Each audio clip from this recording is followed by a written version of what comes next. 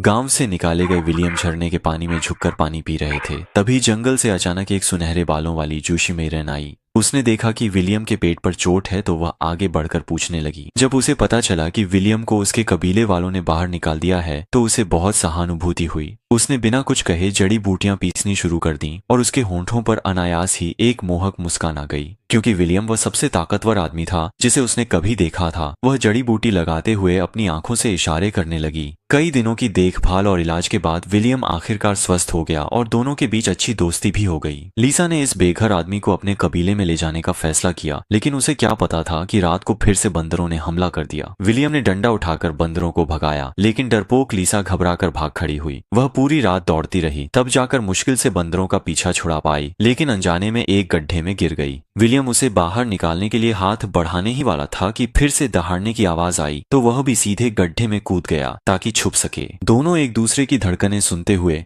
घास में होने वाली हर हलचल पर नजर रखे रहे। ऐसा लग रहा था कि ये बंदर बहुत चालाक नहीं है। चारों ओर किसी को न देखकर वे मुड़कर चले गए। विलियम ने जल्दी से लीसा को ऊपर धकेल दिया।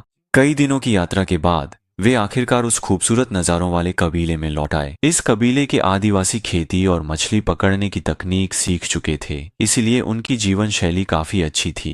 लीसा घर पहुंचते ही बेसब्री से अनाज पीसने लगी। पत्थर के आगे पीछे घूमने के साथ ही जल्दी ही गेहूं की खुशबू फैलने लगी।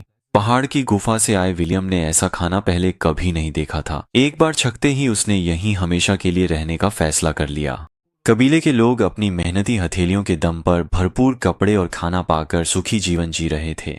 हालांकि वे जंगली जानवरों से बहुत डरते थे। हर बार जब शेर दिखता तो घबराकर भाग जाते, लेकिन शिकार में माहिर विलियम बिल्कुल भी नहीं हिला। शेर ने एक नजर में ही समझ लिया कि यह आदमी टक्कर का है। कुछ देर घूरने के बाद वह चुपचाप वहां से खिसक गया। विलियम असल में शिकार की तकनीक सिखाने का इरादा रखता था, लेकिन मुखिया बस शांतिपूर्वक खेती करना चाहता था। उसे जान का खतरा होने वाले शिकार में कोई दिलचस्पी नहीं थी। किसे पता था कि अगले ही दिन एक कबीले की महिला पर जंगली जानवर ने हमला कर दिया, लेकिन मुखिया ने इतना भयानक दृश्य देखकर भी कोई प्रतिक्रिया नहीं दी।